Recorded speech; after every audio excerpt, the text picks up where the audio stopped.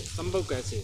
ऐसा है कि सरकार चाहे तो सब कुछ कर सकती है, लेकिन वो लॉलीपॉप के नाम पे कभी कुछ, अभी हमने पेंशन की बात की, जो वो हर साल हमारी पेंशन है जो मतलब कह रहे हैं कि 250 रुपये बढ़ा रहे हैं, क्या वो एकदम ही नहीं बढ़ा सकते? अब बहुत सारी चीज़ें हैं, बहुत सारे व्यापारियों का कर्जा ही माफ़ कर दिया। मैं मेरे सफेदों के एक व्यापारी की बात करूं तो पिछले 2-3 साल पहले क्या किया था कि उन्होंने लोन ले रखा था 70 करोड़ रुपए के आसपास था, और उनमें से क्या था कि उनका सारा का सारा माफ़ कर दिया। कह रहे यहाँ तो फ्लू की बीमारी आ गई है, जब उनका माफ़ हो सकता है तो गरीब लोगों का क्यों नहीं हो सकता है? जो ये मांगे हैं ये बिल्कुल जायज़ मांगे हैं, इन मांगों पे पूरा सरकार ने ध्यान देना चाहिए। और अगर एक बात और मैं बता देता हूँ, सरकार इस चीज़ को हमारा घोषणा पत्र भी मान के चले कि अगर हमने 2024 के अंदर सरकार बनाई, अगर इन लोगों ने ना किया तो हम लोग बनते ही सबसे पहली कलम से इन 12 की 12 मांगों को पूरा कर देंगे। नमस्कार, स्वागत आप सभी का। और आज हम बात करेंगे कि हरियाणा के अंदर यात्राओं का दौर शुरू है, और आज हमारे साथ आरपीआई से राष्ट्रीय प्रवक्ता सुनील गहलावत वो जुड़ेंगे, और उनकी 1 मई से हरियाणा के अंदर उनकी भी यात्रा है वो निकल रही है, और क्या कुछ उनका कहना है इस यात्रा को। और ये लोग तो आज करने लगे हैं, हम लोगों ने तो जम्मू कश्मीर से लेकर कन्याकुमारी तक की यात्राएं निकाली हैं, और जब भी हमने निकाली है तो देश के अंदर एक बदलाव हुआ है। हमारी जो पार्टी है Republican party of India, Ambedkar संस्थापक इसके बाबा साहब डॉक्टर भीमराव अम्बेडकर जी हैं, हम उनके मार्गदर्शन पर चलकर ही हम लोग करते आते हैं। उन लोगों को यात्रा निकालने का सिर्फ स्वार्थ होता है, वो अपना पेट भरने का काम करते हैं, वो कभी भी गरीब जनता के हितों के लिए कार्य नहीं करते हैं। इस देश के अंदर एक साहब काशीराम जी होते थे, उन्होंने भी देश के अंदर पैदल यात्रा भी और साइकिल यात्रा भी की थी, उससे जागरूकता आई थी लोगों के अंदर। ऐसी एक यात्रा अब हरियाणा के अंदर निकाली जा रही है। हरियाणा के बाद और स्टेटों में भी उसको निकालेंगे। हरियाणा में हमारे बहुत सारे मुद्दे हैं जिन मुद्दों की आज विशेष जरूरत है। जैसे उसके अंदर मैं आपको बता दूँ, हमारे ये मुद्दे हैं जिन मुद्दों के लिए हम यात्रा निकाल रहे हैं। मैं आपको पढ़ के भी सुना देता हूं जो ये मुद्दे हैं सभी को। तो इसमें हमारा जो ये सबसे पहले यात्रा का नाम है हरियाणा जगाओ यात्रा। हमने इसका नाम रखा है कि हरियाणा के प्रदेश जगाओ यात्रा। किस तरह से जगाने वाले हैं? हम लोगों को जागरूक करना चाहते हैं, उनके अधिकारों के प्रति जागरूक करना चाहते हैं, उनके जो रियल मुद्दे हैं उनके लिए जागरूक करना चाहते हैं। आज वो छोटी छोटी बातों के लिए इधर उधर उलझते रहते हैं, लेकिन जो सही मायने में उनकी जो व्यवस्था है, सही मायने में उनके जो मामले हैं उनको सचेत करना चाहते हैं कि आपके ये मामले हैं, इन मामलों के लिए आप लोग आगे बढ़ के आएँ। और भी कोई पार्टी अगर हमारे साथ इसमें जुड़ती है, सामाजिक संगठन जुड़ता है, तो उनका भी हम स्वागत करते हैं कि हमारे साथ आएँ सभी के सभी साथियों। इसमें सबसे पहला जो सरपंच है, उनके पुराने अधिकार अगर वो हमने पब्लिक ने चुन के भेजे हुए हैं, अगर वो सरपंच को किसने चुना है? पब्लिक ने चुना है। आज अगर कोई भी काम करवाना तो सरपंच को हम बता सकते हैं, लेकिन अब उसके पास पैसा ही नहीं रहेगा, उसके पास अधिकार ही नहीं रहेगा, तो वो कैसे करवाएगा काम? तो हमारी सबसे पहली मांग यही है कि उन सरपंचों के जो अधिकार हैं वो उनको वापस मिलने चाहिए। उसके बाद हमारा दूसरा मुद्दा है पीटीआई टीचर जिन्होंने 10 साल नौकरी की। 10 साल नौकरी करने के बाद किसी ने हाउसिंग लोन लिया, किसी ने कार लोन लिया, किसी ने कुछ लिया, 10 साल नौकरी करने के बाद उनको सरकार ने निकाल दिया। उसके बाद आज तक लोन ले रखे, कई लोगों तो सुसाइड कर ली है। तो उन पीटीआई टीचरों को भी पुनः बहाली के लिए, और साथ में उनके जो कच्चे कर्मचारी हैं जो 10,000 रुपये, 15,000, 20,000 में जो 1 लाख रुपये का काम करने लग रहे हैं, उन कच्चे कर्मचारियों को भी सरकार पक्का करे। ये हमारा दूसरा मुद्दा है। तीसरा मुद्दा हमारा क्या है? पुरानी पेंशन योजना। जब एक नेता कोई बनता है, एक बार बनता है तो वो भी पेंशन लेता है, उस आगे वो एक्सपायर हो जाता तो उसके बच्चे पेंशन लेते हैं, वो दोबारा से विधायक बन जाता 2 पेंशन मिलती है, फिर एमपी बन जाता फिर मिलती है। एक यहाँ पे हरियाणा के अंदर ही मैं बात करूँ, ओम प्रकाश चौटाला जी, आज वो सजा याफ्ता होने के बाद 10 साल अंदर रहने के बावजूद भी वो 3 लाख रुपए पेंशन लेने लग रहे हैं। तो ऐसे उन कर्मचारियों को भी जो पुरानी पेंशन योजना थी उनकी वो लागू करवाई जाए, ये हमारा तीसरा मुद्दा है। चौथी हमारे क्या है कि पंजाब के समान वेतन, पंजाब के अंदर समान हमारे जो कर्मचारी हैं, पुलिस विभाग के जो कर्मचारी हैं, वहाँ पर उनकी जो सैलरी है वो ज़्यादा है, यहाँ पर कम है। इनको यहाँ पे क्या है कि 24 घंटे काम करना पड़ता है। अगर कोई भी किसी प्रकार का विभाग है उसमें 8 घंटे की ड्यूटी होती है, लेकिन पुलिस विभाग एक ऐसा है जिसके अंदर 24 घंटे की ड्यूटी होती है। तो हम चाहते हैं कि इनको भी पंजाब के समान वेतन मिले। उसके बाद हमारा है एक परिवार एक रोजगार। संविधान के अंदर बाबा साहब अम्बेडकर ने इस आर्टिकल के अंदर स्पष्ट लिखा हुआ है कि प्रत्येक व्यक्ति को सरकार पाबंद है रोजगार दिलाने के लिए। लेकिन यहाँ पर क्या है, मनरेगा के नाम पर, किसी और चीज़ के नाम पर लोगों को ठगा जा रहा है। उनको क्या है, अगर 365 दिन वो लोग खाते हैं, लेकिन काम कितने दिन दिया जाता है उनको? तो वो भी हमारा एक विशेष मुद्दा है कि जब 365 दिन वो खाते हैं तो उनको रोजगार भी दिया जाए इतने दिन के लिए, और उनका मानदेय बढ़ाया जाए। वो भी हमारे देश के यहाँ के नागरिक हैं, वो भी इस देश के अंदर रहने वाले हैं, उनके भी बीवी बच्चे हैं। जब सरकार उनको काम दे रही है तो उनको पूरा 365 दिन के अंदर जो छुट्टियाँ छोड़ के, हॉलीडे छोड़ के उनको काम दिया जाए और उनका मानदेय बढ़ाया जाए। आजकल खुली मजदूरी भी करता है, वहाँ पे 400 से 500 रुपये मिलते हैं, लेकिन वहाँ पर कम दिए जाते हैं। ये भी हमारा एक मुद्दा है।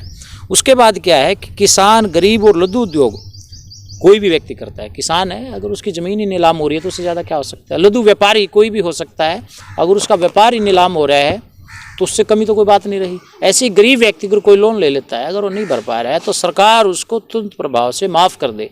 यहाँ नीरव मोदी, पता नहीं कौन से मोदी, कितने करोड़ों रुपए लेके विदेश से चले गए हैं। तो हमारी ये मांग है कि भाई इसके जो ऐसे तबके के लोग हैं उनका भी कर्जा माफ़ किया जाए। उसके बाद क्या है कि भाई मनरेगा का जो काम है वो 100 दिन का की बजाय 200 दिन का तो कम से कम कर दिया ही जाए। वो कम से कम 200 दिन का, इससे ज़्यादा भी हो सकता है तो वो किया जाए। इसके बाद क्या है कि बुढ़ापा पेंशन, विधवा पेंशन, विकलांग पेंशन, आज के समय में इतनी महंगाई है, एक बुजुर्ग को आज कहते हैं कि 2750 रुपये पेंशन मिलती है। एक सरकार बनी हुई है गठबंधन की, आज जेजेपी ने कहा था कि बनते ही 5000 रुपये कर देंगे हम, वो लेकिन हर साल क्या करते हैं, 200 रुपये बढ़ाते हैं। भाई हम चाहते हैं कि आज एक बुजुर्ग है 2500 रुपये 2700 रुपये पेंशन ले रहा है, अगर वो 2 बार कहीं चले जाए या बीमार हो जाए तो उसका गुजारा ही नहीं होना। या कई बुजुर्ग तो ऐसे हैं, मैंने सफीदो शहर की मैं बात करूं तो किराए पे रह रहे हैं, काम वो बेचारे कर नहीं सकते, बच्चे उनके है नहीं, तो 2700 रुपये में कैसे गुजारा होगा। आज एक कमरा भी लेते हैं तो 2000 रुपये मिलता है, 750 रुपये में क्या खाएगा वो। तो उनकी पेंशन है वो तुरंत प्रभाव से जो भी जिसकी लागू कर रखी है महंगाई को देखते हुए डबल कर दी जाए, ये भी एक हमारा मुद्दा है। ऐसे ही विद्यार्थी व महिलाएं व बुजुर्ग, विद्यार्थी कोई भी कहीं का भी हो, कैसा ही हो, सिर्फ वो क्या है कि उसके स्कूल कॉलेज का पास होना चाहिए, उसके पास स्कूल का भी है। बुजुर्ग है कोई भी है, अभी कह रहे हैं आधा किराया माफ़ कर दिया, महिलाओं का करीन रखे हैं यहाँ पे, कुछ सरकारों ने किया है, जैसे दिल्ली के अंदर, पंजाब में किया है। तो हमारा ये भी मुद्दा है कि बसों के अंदर इनका किराया बिल्कुल माफ़ कर दिया जाए। ऐसे ही हमारा क्या है कि गृह जिला, अब हमारे ही ज़िले की हमारी ज़मीन गई है, अब यहाँ से कोई बॉम्बे से चल के आए तो उससे टोल ले लो, कोई बड़ी बात नहीं है। अरे हम लोकल यहाँ पे ही रहने वाले, हमारी ज़मीन गई है, हमने 20 बार यहाँ से टोल से इधर और इधर जाना पड़ता है, तो उन टोलों में भी हमारा निवेदन है कि उन टोलों को मुक्त कर दिया जाए, कम से कम गृह जिले के अंदर तो उनको छोड़ देना चाहिए कि टोल ना लगे उन लोगों का। उसके बाद क्या है कि 250 यूनिट तक का बिजली बिल फ्री, भाई 250 यूनिट तक गरीब आदमी ही खपत कर सकता है, उससे ज़्यादा के लोग तो 5-5 हज़ार यूनिट निकलती है, उनसे पहले लिया जाए। लेकिन भाई जिनकी 250 यूनिट निकलती है, 250 यूनिट तक सरकार को बिल्कुल माफ़ कर देना चाहिए उन लोगों का बिजली का बिल। और 250 के बाद जो यूनिट आती है, 250 से बाद अगर कितनी भी यूनिट आए तो उनका एक ही रेट हो, फिक्स। अब क्या कर रही है सरकार की 100 से 200 यूनिट का इतना है, 200 से आगे का इतना है, उससे आगे का इतना है, तो वो भी बिल्कुल समान करना चाहिए। और जो 2 साल पुराने पत्रकार हैं, कोई भी किसी भी न्यूज़ चैनल को चला रहा है, उनको कोई इनकम नहीं हो रही है। अब क्या है कि 2 साल पुराना कोई भी अगर पत्रकार है तो उसको भी सरकार एक मानदेय देना शुरू कर दे। ये हमारे मुद्दे हैं 12, और इसको जो संयोजक करता है आप और हम सभी लोग हैं, हरियाणा वासी हैं। हम हरियाणा वासियों को इस चीज़ के लिए जागरूक करना चाहते हैं, इसलिए हरियाणा जगाओ यात्रा हम ये निकाल रहे हैं, और इसके अंदर बहुत लोग बढ़ चढ़ कर आएंगे। और ये यात्रा नूह से चलेगी, और नूह से लेके ये यात्रा पूरे प्रदेश को में घूमेगी। नूह हमने इसलिए चुना है कि वहाँ पे गांव घासेड़ा गांव है जहाँ पर गांधी जी आए थे। हरियाणा के अंदर सिर्फ एक ही जगह थी जहाँ पे गांधी जी आए हैं, और गांधी जी वहाँ पे इसलिए आए थे कि जब ये हरियाणा पंजाब और हमारा भारत और पाकिस्तान अलग अलग हो रहा था, तो उस वक्त यहाँ के लोग पलायन करके जा रहे थे वहाँ पे मुस्लिम लोग। तो गांधी जी ने उनको रोका था वहाँ पे कि भाई आप लोग यहीं पे रुको, आप यहाँ पे बिल्कुल आपको यहाँ कोई जाति नहीं होगी, कोई बात नहीं होगी। तो उनके आश्वासन पे वहाँ पे रुके थे। इसीलिए हम गांव घासेड़ा से नूह से इस यात्रा का शुरुआत करेंगे और पूरे प्रदेश के 22 जिलों में घूमेंगे, लोगों को जागरूक करेंगे, और उसके बाद इसका समापन जींद में करेंगे। और जींद के अंदर एक भव्य रैली निकाल के, और लोगों को पता लगना चाहिए कि हमने ऐसा किया है, और लोगों को जुड़ना चाहिए इसके अंदर। सुनील जी, कैसे संभव है, इतनी सारी मांगे हैं, 12 मांगे, संभव कैसे है? ऐसा है कि सरकार चाहे तो सब कुछ कर सकती है, लेकिन वो लॉलीपॉप के नाम पे कभी कुछ, अभी हमने पेंशन की बात की, जो वो हर साल हमारी पेंशन है जो मतलब कह रहे हैं कि 250 रुपये बढ़ा रहे हैं, क्या वो एकदम ही नहीं बढ़ा सकते? अब बहुत सारी चीज़ें हैं, बहुत सारे व्यापारियों का कर्जा ही माफ़ कर दिया। मैं मेरे सफीदों के एक व्यापारी की बात करूं तो पिछले 2-3 साल पहले क्या किया था कि उन्होंने लोन ले रखा था, 70 करोड़ रुपए के आसपास था, और उनमें से क्या था कि उनका सारा का सारा माफ़ कर दिया। कह रहे यहाँ तो फ्लू की बीमारी आ गई है, जब उनका माफ़ हो सकता है तो गरीब लोगों का क्यों नहीं हो सकता है? जो ये मांगे हैं ये बिल्कुल जायज़ मांगे हैं, इन मांगों पे पूरा सरकार ने ध्यान देना चाहिए।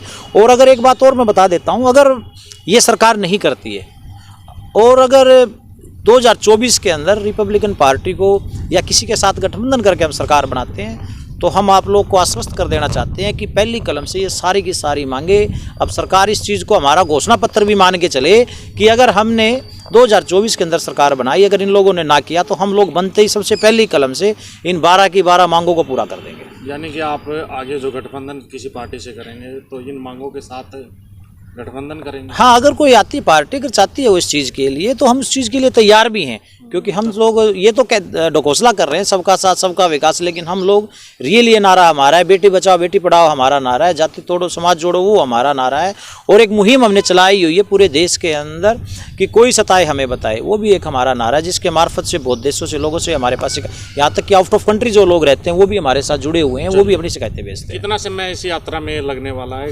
इसमें 1 मई से हम इसकी शुरुआत करेंगे और 30 मई तक हम इस यात्रा को पूरे का समापन करेंगे। 30 मई को हम जींद के धरती पे होंगे, क्योंकि जींद से हरियाणा का एक दिल बोला जाता है। तो ये थे हमारे साथ आरपीआई के राष्ट्रीय प्रवक्ता सुनील गहलावत, जो हरियाणा जगाओ यात्रा है जो 1 मई से उनकी शुरुआत होगी। अब देखने वाली बात ये होगी कि इस यात्रा से कितना हरियाणा वो जग पाएगा, ये तो समय ही बताएगा। और आप लोग हमारे साथ जुड़े, आपका बहुत बहुत शुक्रिया, बहुत बहुत धन्यवाद।